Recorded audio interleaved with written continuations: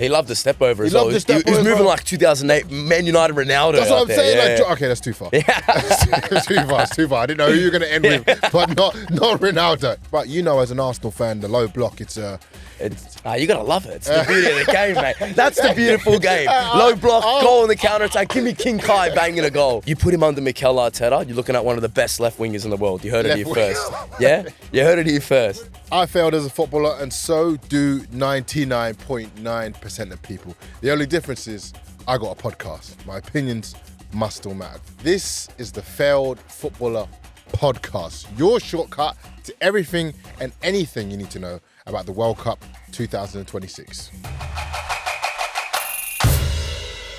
Coming up on today's show, it's the biggest game in Socceroos history.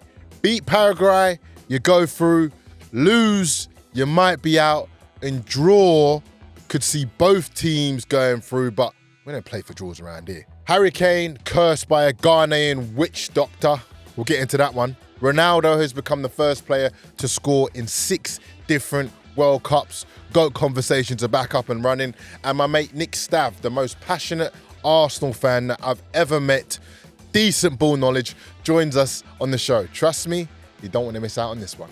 Joining me on the couch today, we've got a passionate Arsenal fan. Great takes, some horrible ones. Does love Ronaldo, also loves Messi. He's Greek, he's also Australian, and he's always got something to say, and I love it. Welcome, Nick Stav. Australia v Paraguay. We've got the main man, Stav, here. Now, Stav, I know you're strong on your opinions. First of all, how do you think it's going to go? What are your predictions? Well, look, I think Australia, they get a draw. We still sit second in the group. So you want a draw? Well, or you think they're going to get a draw? But if we draw, we finish second in the group still. Yeah, but a draw is just as good as a win. That can't be the mindset. It's tournament football, Olan. Nah. It's tournament football. Give me a draw. Give me a 0-0. Give me a 0-0. That can't be the mindset. And so you're saying you're fine with him parking the bus for the last game? Okay, I don't think he will park the bus. I don't think he should. But okay, all right. If it meant we walked away with a draw, I'll do that every day of the week. Okay, so you're saying that all you need is a draw to go through, and you're happy with a draw kind of thing.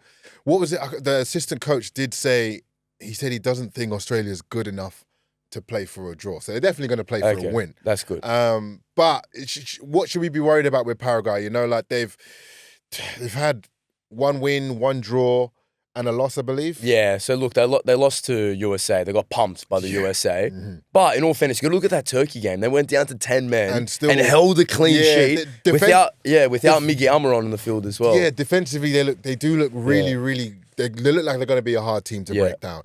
Now, what does Socceroos have to do differently this game? I think pretty self-explanatory in terms of play that progressive kind of forward football, but also be defensively sound as well. But who are you starting? Let's try and figure out the starting lineup for Socceroos. See if we can get it right. From bottom to top. From bottom to top. Now, Lecky's out. Thoughts on Lecky? Nah, I can't be starting. Not in the big 2026, man. Respect for the 2022 moment against Denmark, but 2026, hang it up. You're not on the starting team, man. 2026, can't be starting. He is injured, so he's out. And Italiano, I think I reckon he had a better performance against Turkey. But USA, he got ripped apart. The pace was burning him there, so he's out.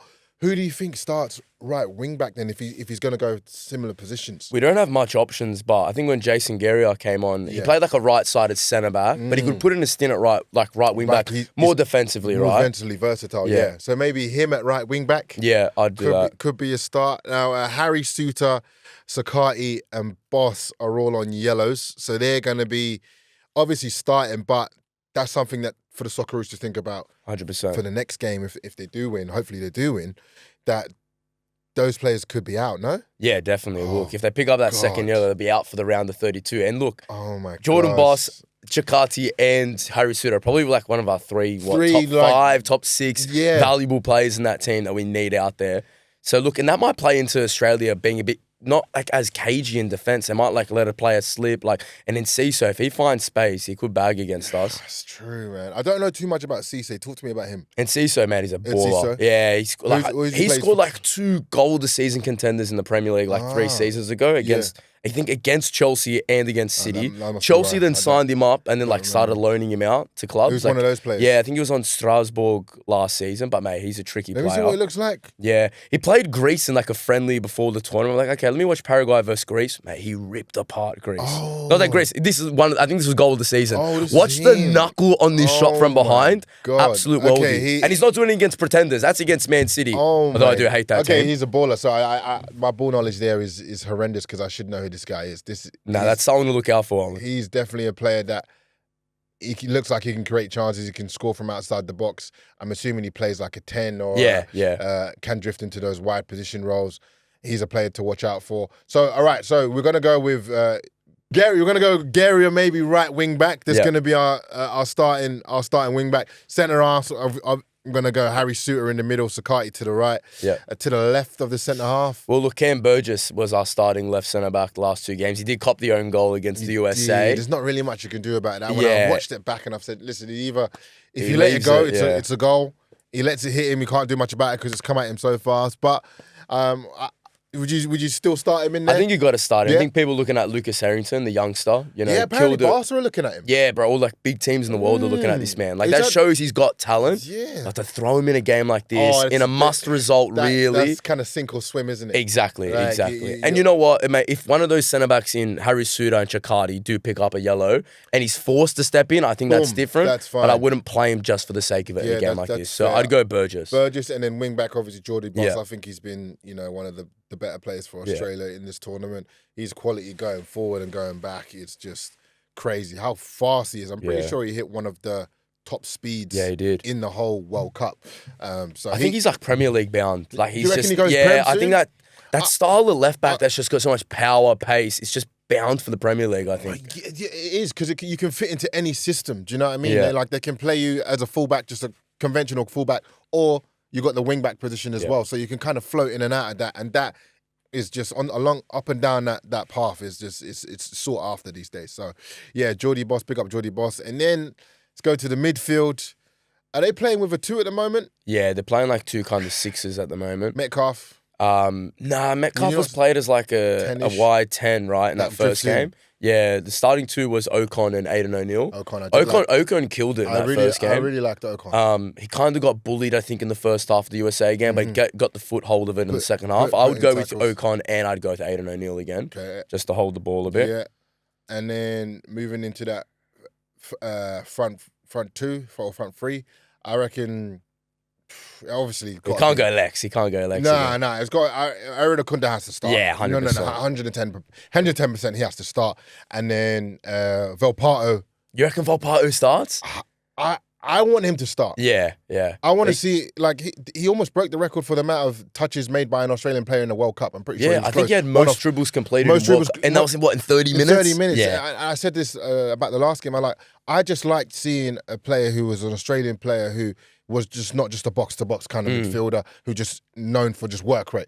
Like, it looked like he was one of those tricky 10 players who can get on the ball, turn, create stuff for other players as well. I was like, I just like seeing that from Australian player because I haven't seen it too much. He loved the step over as well. He was moving like 2008 Man United Ronaldo. That's what I'm saying. Okay, that's too far. It's too far. I didn't know who you were going to end with, but not Ronaldo. All right, dropping the shoulder, doing what he can. I'm like, this guy, give him a chance. Yeah. Give him 90 minutes on big stage, see what he does. Can you say Papa starting him though? Probably not. Probably not. Yeah. But I would love him to start. Yeah, probably not. It's probably not going to start him, but for me, I just want him to shut people up and prove to the world what he can do. So I would start him, but again, probably won't start. I'll go. How do you think Touré's done? I think it's been a hard gig, man. Yeah, I think were kind of criticising him in that first and second game. I thought in the first game, look, he showed signs where he dropped a shoulder, beat a man, and then that final touch was poor. Yeah. But I think he's still got to be the leading number 9 for Socceroos. Who do you put in there? Yangi. You got Yangi. Yangi's. I haven't seen too much of him. I know he plays in the Japanese league, and he's kind of that, the hold-up striker who can win stuff in the air. Kind of the player that you want to put balls in the box to. That kind of striker. So it's a completely different option. And if you went a Yangi, we don't have like a Craig Goodwin that can cross a ball this year, right? Where Aaron Kunde's a direct winger, like running at defenders. So if you're going to go with that, I would go Mo Touré, to be honest. Yeah. Put Mo Touré in there. I think he struggled a little bit, but then also shown great signs. And being a number 9 or a striker that's, you're there, you're kind of isolated from everyone else. Yeah. You're pressing half the time, and then when you get the ball, how do you bring other people into play without having to beat too many players? It's not an easy gig. It's not. You know what I mean? It's not an easy job. He's done it at Norwich. We'll trust him in there. All right. So that's our starting lineup. We'll go with that one. Now to go on to the England-Ghana game slightly. We said about Almiron getting sent off for covering his mouth. I'm an England fan through and through, ladies and gentlemen. Trust me, I bleed Australian and I bleed English. Born there, raised there. But we were fucking lucky in that game. Yeah, you were. We were lucky. When you're on the opposing end of things, you don't see everything. Do you know what I mean? When it's your country not getting a penalty, like the penalty's not been called for, you're like, oh, that wasn't a pen. I watched it back, I was like, oh my God. Yeah. If that went to VAR. The Ezri Konsa tackle? Yeah, I think that's horrible. I'm like. You look back at it, he goes, he's really made no attempt to actually play the ball. The forward's been impeded and he's wiped him out. Stopped him from taking the shot. All three things that you're not supposed to do in the box have been done. And it's not gone to VAR. And I have to be honest, I have to be one of those England fans that says, you know what? That probably should have been a pen. We obviously, we know how Ghana played. They played to sit low block, haram football. Yeah. Absolutely From minute one. Absolutely hate it. But they caught us on the counter twice or 3 times. That even the Jordan Pickford thing, if Jordan Pickford whacks him, that could have been seen as a red card. If the striker gets one little touch before Jordan Pickford comes out and whacks him, that's a red card. That's a sending off. Like, there's moments in the game where I've gone, ooh, we've kind of. We kind of, got on the line. But, as an Arsenal fan, the low block, you got to love it. It's the beauty of the game, mate. That's the beautiful game. Low block, goal on the counter-attack. Give me King Kai banging a goal. Arsenal fans complaining about the way Ghana are playing when this is what you've played like the whole season. Yeah, but then England fans are complaining about Arsenal set pieces. But when Declan Rice whips one into Harry Kane's head, everyone's loving a set piece all of a sudden, right? It's all fun and games until it's your team. That's having to defend. But I think that with England, it's like you look at that team, it's stacked with talent, but the defense line is like where you look, they could cop a goal in the break. They could cop a goal in the break. Mike Gahey showed signs at the end of the Premier League season. He was a bit shaky. Ezri Konsa is a solid player, but you go winning a World Cup centre back. Probably not. And you lost John Stones, who's starting to get a little bit on that withering stage. Yeah. Where your midfield's elite, your front line's elite, I think. But you could cop a goal in the count. You copped 2 goals against a pretty older Croatia side. They only scored 1 against Panama. That's what I'm looking at with England. Come on, the second goal was a banger. Though. There's not much you can do about that. Yeah, but Jordan Pickford with the little T-Rex arms, mate. If there's someone else in there, he might save that. Yeah, you're right. Again, no, you're not right. You're not wrong. I wasn't too impressed with Gordon, bro. Yeah. I mean, what a bargain Barcelona have got, by the way. Yeah. Newcastle have done. Yeah, 80 million. 80 million to get rid of crazy. Gordon. They're scratching, they're licking their lips. 80 million for him. Yeah. He looked like he wasn't even really a out of position winger. When a winger can't beat their man, you go, you've got no tricks in the bag. Yeah, I think he's that type of winger, though. I think maybe on a team that's heading on the break, he's a little bit more direct, push the ball. Yeah. But Rashford's got a skill up his sleeve. He can beat a man or 2, 3 guys one-on-one in the low block. I think Rashford would favour that position, to be honest. Yeah, no, I agree. I just, now I know there's been question marks around should he have bought Trent and should he have bought Cole Palmer? And that's the thing I don't like about the English media is one draw and they're like, oh, you should have Cole Palmer in that position. Trent whipping balls in, it would have been completely different. We would have had a completely different game. But I know it's a draw. It was against a team that were trying their hardest to play for a draw. It wasn't like it was a wide open game and we could have missed 3 chances or whatever. And obviously Harry Kane had the miss, but that's because the juju I know. You're not going to get out of that curse, mate. Once the Ghanaians throw a curse on you, it's done. Lock off. The witch doctor, you should be ashamed of yourself, man. Putting a curse on Harry Kane, apparently he's lifted it now. Now Harry Kane now it's coming home. Now it's coming home. It was just for that Ghanaian game.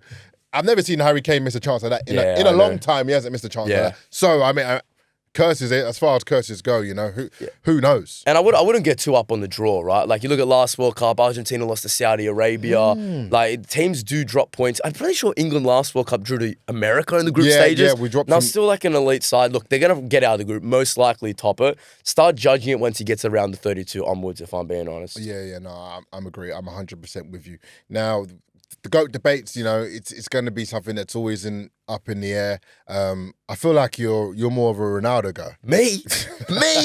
Tappy Naldo, Pinaldo, Ego Naldo, get out of here, man. I know you're not. So Ronaldo has now scored in 6 World Cups. It's a huge achievement. We can go down the Ronaldo and Messi round. Yeah. Argentina and Portugal both got their wins, in their groups.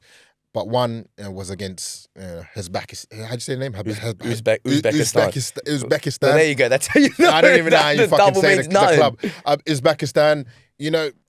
Can we really judge from that game? I'm happy that I'm not a Ronaldo hater in the sense where I'm happy he got some goals on there. Yeah. He would have been burning. Yeah, 100%. And his fans they needed this. They need that little bit of dope in it to feed that delusion. They're like, oh, come on, he's still there. So I don't mind that. Just the team, I just think when they play against better teams, it's just not going to be Yeah, of course, man. They scored 5 goals against Uzbekistan. I think they came in the second worst ranked side of the World Cup. Like, the thing that makes this GOAT debate worse, and I know we go about it and we spoke about it so much, and we'll always continue to talk about it, is I don't think it would be too much of a discussion if Messi had tailored off. Yeah, 100%. Do you know what I mean? Like, Messi's up 38 or 39 now. 39, like, if Messi had tailored off and Ronaldo tailored off, we'd all be like, you know what? Fair play. It was great to see them in their primes. They're no longer in their primes. They're doing what they can. But the fact Messi's still firing is what we're like, Ronaldo, what's going? Yeah. Because we expect him. I think it's crazy because Messi won the last World Cup. He could have turned up to this World Cup. Honestly, Argentina could have got grouped. No one would have judged Messi. Yeah. But he's turned up. He's bagged 5 goals in 2 games at 39. And if you think about it, right, 2022 World Cup, he walked into the final with 5 goals. Yeah. He's bagged 5 goals in 2 games. Okay, Olan, I'll ask you this, right? Yeah. There's no outright Ballon d'Or winner this year. Yeah. There's no outright Ballon d'Or winner. Say Messi wins the World Cup. Golden Boot, player of the tournament. That's never been done in world football history. Do we give it to him? Does he get the Ballon d'Or? Do we give it to a player? Because who else do you give it to? Do we give it to a player that's playing in the MLS? But like, who else do you give it to? Harry Kane? Like, well, he didn't make the Champions League final. Like, look, I would Dembele. I would go like Kai Havertz, but that's a different conversation. Get out of here! Get out of here with your Arsenal takes. No, I reckon. No, I wouldn't be against it. It's crazy to think about, but Greece. You're Greek. Yeah, I am Greek. I'm also of a Nigerian heritage. We didn't qualify. I know how that feels. The Ghanaians are giving me shit. How do you feel about Greece not qualifying? Did you expect them? Look, can we see Greece in the future, maybe? Well, Greece's latest major tournament was 2014. Wow. It's World Cup. It's at 12 years ago. Jeez. To be fair, that's the last World Cup Italy qualified for, so hold that. Italy and Greece, there's a rivalry here to make the ones. They love a little rivalry. No qualification. Like, what's going on there? Yeah, can we expect something in the future? Yeah, look, I think there's a few young players coming through Greece at the moment. Our World Cup qualification. Papulises and that, what they call that? Just dropping the Pulises, Giannis together. The Papunya, yes. Yeah, all of them together. I'm telling you, Konstantinos Karetsas, cooking in the Belgium league. Yeah? Okay. It's one to look out for. I think he's like 18, 19, baller. Right. Put it on the radar. Christos Zolis. I think he had the most goals and assists in the Belgium league. Arsenal are eyeing him up as a Trossard replacement. You put him under Mikel Arteta, you're looking at one of the best left wingers in the world. You heard it here first. Yeah? You heard it here first. Put him underneath Mikel Arteta. And he turns into, that's it. He's cooked into the best left back in the world. Okay, left wing in the world. But perfect, man. And, would you rather represent Australia or Greece if you got given the opportunity? Look, it's one of those discussions where you feel more your culture's tied to. Yeah. I'm raised in Australia. I'm always going to choose Australia over Greece. But if we stepped into the World Cup and Greece qualified, Australia qualified, I'd support them just as much. But if they did face off, I would choose Australia over Greece. I think Sakati's he's born in Italy, Sakati's dad said exactly the same thing. He said he was born in Italy, but he was raised in Australia, and He's Australian and like through and through. And he like, said by the mullet that he has. That just shows the culture that he's got, right? Yeah. It's huge. It's huge. Well, hopefully we see, you know, Greece there. Nigeria, we need to see you back there. Like, oh, please.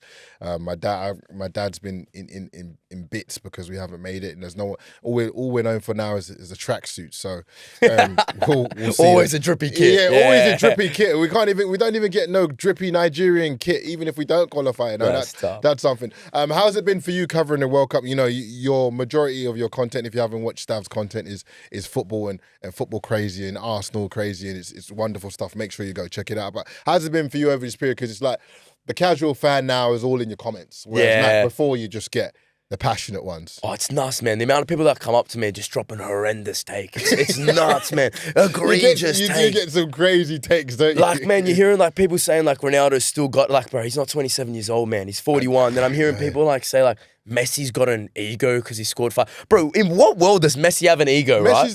I feel like he's the most humble player ever, given the talent that he has. Yeah, 100%. Do you know what I mean? Like he could have the talent he has. If he had the personality of Mbappe or Ronaldo, who's saying anything? Yeah, exactly. We're not saying shit. It's not even just the delusional takes in the comment sections by the casuals, man. The other day I was at the barber. I'm listening to the guy in the chair ahead of me, and he's like talking like Australia should be like competing with France and Argentina. I'm like, brother, you couldn't name me 2 players in that starting 11. You could maybe say Irankunda if you butchered his name a bit, and you're gonna come here and tell us that Australia should be playing at the same level as France and Argentina. These are the casuals we have to deal with. That's definitely up there with some of the. Oh, how did Australia lose to America? Bro, America are a better team than us. No, like, full stop, they are. On paper and even ranked wise, USA are better on paper. But it's that's why it was annoying, because it's like, yes, they were better on paper, but it's just like certain things you can do to, you know, bring the cards to be a bit more even. You know, that game is very, very annoying for me, man. Did you think it could have gone differently? Look, I think he started that lineup with like Lecky on the right, like the right wing, then he had Valuplay on the left. And look, I think he wanted to get that to 0-0 to halftime, defend that lead, and then bring on an Irankunda in space.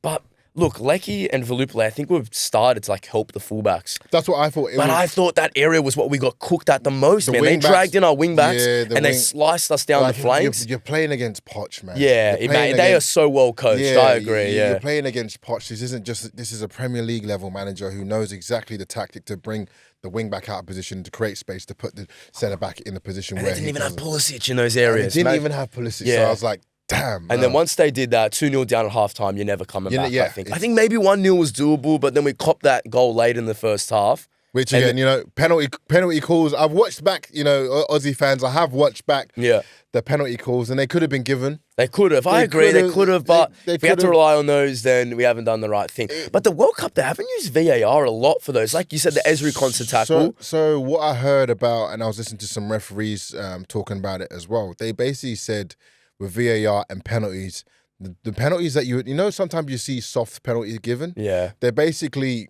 not given soft penalties. They're saying, which I don't know what the England game was once, but that was not a soft penalty. That was a clear cut penalty. But pretty much, if it looks like it could be in contention for this World Cup, a lot of referees are being told like not to give it and not to go. Because I remember, you've got the Ezri Konsa one, which I think was a foul. You had, I think even Metcalf got studded on the back of his Achilles. You've seen them gone to VAR. Yeah, 100%. You stood on him, bang, that's a penalty. You see the Mbappe one against Senegal? Yeah, it got wiped out, and then the ref said that Mbappe started that encounter. Like, yeah, he's the attacker. Of course, he's going to be attacking goal, buddy. But there's been a few. There has been some questionable decisions. Have you heard about the thing with the goalkeeping and the footballs? Yeah, with Joe Hart, what he was saying, how the ball's moving. Yeah, that's interesting as well. The balls have been moving a bit more. If you've seen some goals go in, guys, and you've like, how did that? Didn't look like it was going in, or that looked like the keeper should have saved that. I think it was even Mbappe's last game where it's Joe Hart was saying that side netting is where like he goes like, all right, I'm probably not getting that, but these are coming in that middle of the goal towards the right area where 90% of professional keepers are saving that. But because they can't judge the flight on the ball or how fast it's moving, it's just going right past. Yeah, and these aren't like schoolboy goalkeepers. Like I think he was saying Edouard Mendy like won the Champions League. That was who the Mbappe shot was against. Yeah, exactly. Jordan Pickford, I think against Croatia as well. Won. I'm not sure if it was the TRX arms or the actual ball, but we can blame either one at all. TRX arms, bro. Jeez, I hope he doesn't listen to this. But yeah, we'll see. Hopefully, let's get your predictions before we close it out for the Paraguay Australia game. How do you see it going? Honestly, I reckon it's going to be 0-0. I actually think Bro, it's going to be 0-0. you can't say that. You can't put that energy out there. I think it's 0-0 or a 1-1. Australia won a draw. If we get a draw, we get second in the group. Man, we get second in the group. Bring us Belgium. I'll take Belgium, bro. Washed up KDB. Have you seen the guy? Yeah, Lukaku with the Tims. I'll take that as well. Yeah, Lukaku. Lukaku, a washed up KDB, and then what? I think Trossard's their best player. To be fair. Doku's gone because he's having the first kid. Fair enough. Yeah. So they're there for the taking. Yeah, 100%. They are there for the taking. So you think a 1-1 or a 0-0? Yeah, 100%. Oh my gosh. What do you reckon? I'm going 1-0 Australia, because what I think is going to happen this game is that I think they're going to know that last game they couldn't park the bus. So this game they're going to play more forward-flowing, football, creative players on the ball. Aaron Akunda maybe getting a goal. Valparto maybe getting a goal in there. Maybe Toure gets his first goal of the tournament. 1-0. And then they park the bus. Yeah. That's what I think. Maybe that's what they should do, to be honest, against the Paraguay side. They're good defensively, Paraguay. I don't know before they conceded against US. I think they had one of the best defensive records coming into the tournament. But they haven't played a Nestor Irankunda. They haven't. So that's one big trick up his sleeve. Now, we do have this thing where it's a starting 11. It's all-time World Cup starting 11. They can be from any country, any era, but they have to be a World Cup icon. We had Santo and Ed from World Cup Fever. They chose Jack O'Reilly to go in goal. Now, Jack O'Reilly was in goal when the Vietnam War was on. Wow. He was in goal for Socceroos. Pulling out some ball knowledge. As the war was going on, Charlie Rule, Brighton defender, gave us Koundé, a French right back, and then Redders, Andrew Redmayne from former Socceroos, gave us Beckenbauer as a CB.